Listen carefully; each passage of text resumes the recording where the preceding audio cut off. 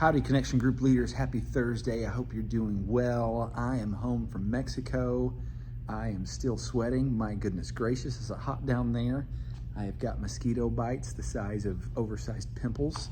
But golly, goodness gracious, was it an excellent trip. Thank you so much for praying for us. The students did beautiful in serving the precious children down there as much as we wanted to. We did not bring any of them home with us, although they are awfully cute and so much fun to hang out with. And let me just say, we would love for y'all to come down with us sometime too, whether it's our trip where we go and we do a lot of time with the kids, or if you want to go with the men, and there's ladies that go too, usually in the fall and the spring for the work trip. It is a worthy place of our time and attention.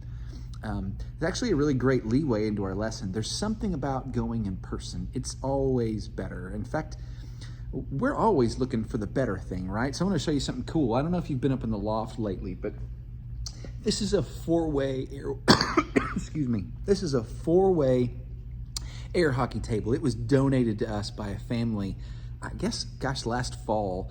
A family was moving. They had it down in their basement, didn't want it anymore, so they gave it to us in the student ministry.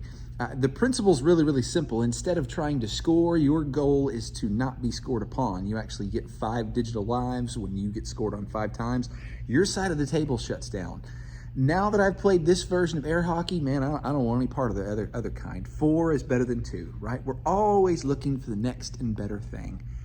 Hebrews chapter 1 and chapter 2 and 4, and really, honestly, the entire book of Hebrews is all about how Jesus really is better. And it's not just that like he one-upped everything. It's not just that he's better. He's the best. He's it. He is the authority on everything.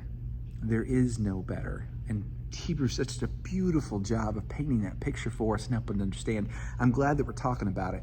I really like chapter 1, though. These first 4 verses, they're so beautiful. They're poetic.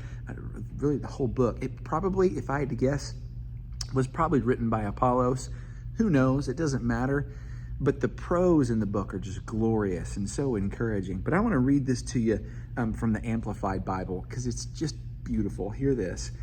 God, having spoken to the fathers long ago in the voices and writings of the prophets in many separate revelations, each of which set forth a portion of the truth, and in many ways has in these last days spoken with finality to us in the person of one who is by his character and nature his Son, namely Jesus, whom he appointed heir and lawful owner of all things, through whom also he created the universe, that is, the universe as a space-time matter continuum.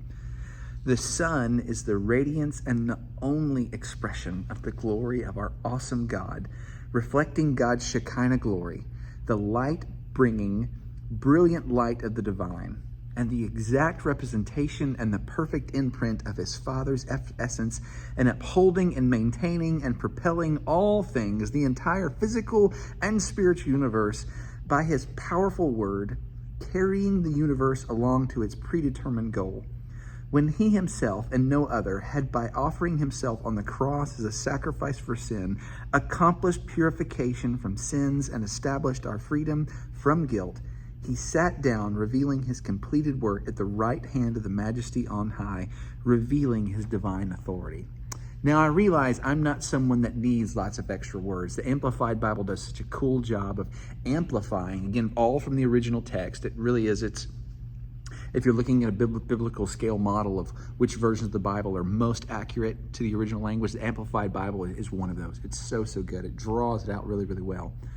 The point is this. Jesus is all of those things and more. The lesson uses the phrase Jesus is better over and over and over again. And he's just better. And we get to joyfully proclaim that. And I'm excited. I get to preach Sunday morning. I get to joyfully proclaim that he is better. He is the authority. He is everything that we need. It's kind of like back in junior high, if you like someone, you might pass a note through somebody else. Or better yet, you would get a note through somebody else. And that felt kind of good, right? Or you might not get a note. Someone might pass a message to you, like so-and-so said to tell you this. Oh, that felt really, really good. Wow, I got a message from so-and-so. But the best scenario, is when that person actually comes to you, when they talk to you face to face. This is what Jesus did for us, right? First, he communicated to us through the prophets and through his letters and a handful of other ways. And then finally, he came to us and said, I'm here and I love you and I'm with you and I've got you and I want to understand you more and I want you to experience me even more. And I want you to understand completely and fully and 100% who God is. And the only way for you to fully grasp that is not just through these words, although these words are immortal and eternally important. What you need to know and what you need to see and experience firsthand is my presence. And so here I am. And it's what Jesus did when he came. You know what that means, right? That means Sunday we get to celebrate Christmas. It's my favorite. It's what Christmas is all about, Charlie Brown. God is with us in his son Jesus, and he is the exact representation of who it is that we serve in heaven. He is our King, and he loves us, and he wants us to know him. That's what we get to proclaim on Sunday. So get excited, dive into the words, and enjoy our Savior and enjoy proclaiming him. Guys, I love y'all. Can't wait to see you on Sunday. We'll talk to you later. Bye.